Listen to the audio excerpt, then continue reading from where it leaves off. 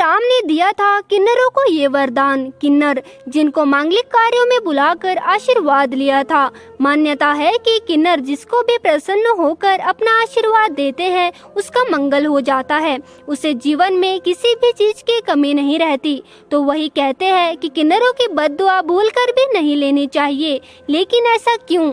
आज हम आपको इस बारे में पूरी जानकारी देने जा रहे हैं कि क्यों आखिर किन्नरों की दुआओं और बद्दुआओं में इतना असर होता है और क्यों कहा जाता है कि कभी भी किन्नरों की बद्दुआ के हकदार नहीं बनना चाहिए। बता दें कि इनकी दुआओं की शक्ति के पीछे प्रभु श्री राम जी का आशीर्वाद माना जाता है। यह कथा प्रभु श्री राम के वनवास से जुड़ी है। मान्यता है कि जब श्री राम के वनवास की खबर अयोध्या में फैल गई तो पूरे अयोध्या में शोक की लहर दौड़ गई, क्योंकि पूरे अयोध्या वासी प्रभु श्री राम जी को अत्यधिक प्रेम करते थे। और जब श्री राम जी चित्रकूट पहुँचे तो भरत उन्हें मनाने के लिए वहाँ पहुँच गए। उनके साथ अयोध्या वासी भी थे, जिसमें किन्नर भी शामिल थे। राम जी ने अयोध्या वासी के नारी नारियों व भरत प्रेम पूर्वक को समझाकर वापस जाने का निवेदन किया, परंतु किन्नर जो कि ना पुरुष और ना ही नारी, उनके लिए कुछ भी नहीं कहा। ऐसे में अपने लिए कोई स्पष्ट आदेश ना होने पर किन्नरों ने 14 वर्ष तक भगवान श्री राम की प्रतीक्षा करने की ठान ली। फिर जब प्रभु श्री राम वनवास पूरा करके अयोध्या वापस लौट रहे थे तो उन्हें रास्ते में किन्नर दिखाई दिए।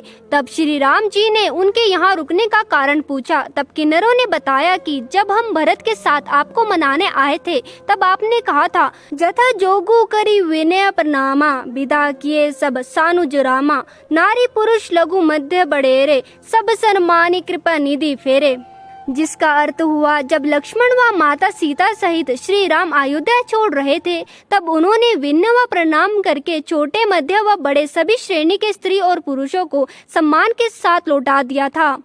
उन्होंने कहा कि आपने नर और नारी को तो आदेश दे दिया था, लेकिन हम नर और नारी किसी में नहीं आते। आपने हमारे लिए कुछ नहीं कहा, इसलिए हम लोग तब से आपका इंतजार कर रहे हैं। किन्नरों के इस भव को देखकर प्रभु श्री राम भावुक हो उठे और उन्होंने किन्नरों को गले लगा लिया। मान्यता है कि तब श्री राम जी ने इन्हें वरदान दिया था कि जब भी तुम किसी को अपना आशीर्वाद या दुआ दोगे उनका कभी अनिष्ट नहीं होगा और तुम्हारी दुआएं सबके लिए मंगलकारी सिद्ध होगी। तब से बच्चे के जन्म और विवाह आदि मांगलिक कार्यों में वे लोगों को आशीर्वाद प्रदान करते हैं। क्यों नहीं लेनी चाहिए किन्नरों की बद्दुआ? तो वही दूसरी तरफ ऐसा भी माना जाता है कि अगर किन्नरों ने किसी को बद्दुआ दे दी तो उसे जीवन में तमाम तरह की विपत्ति का सामना करना पड़ता है। खास तौर पर आर्थिक मामले में इनकी बद्दुआ को गंभीर माना गया है, इसलिए भूलकर भी किन्नरों का मजाक नहीं उड़ाना चाहिए।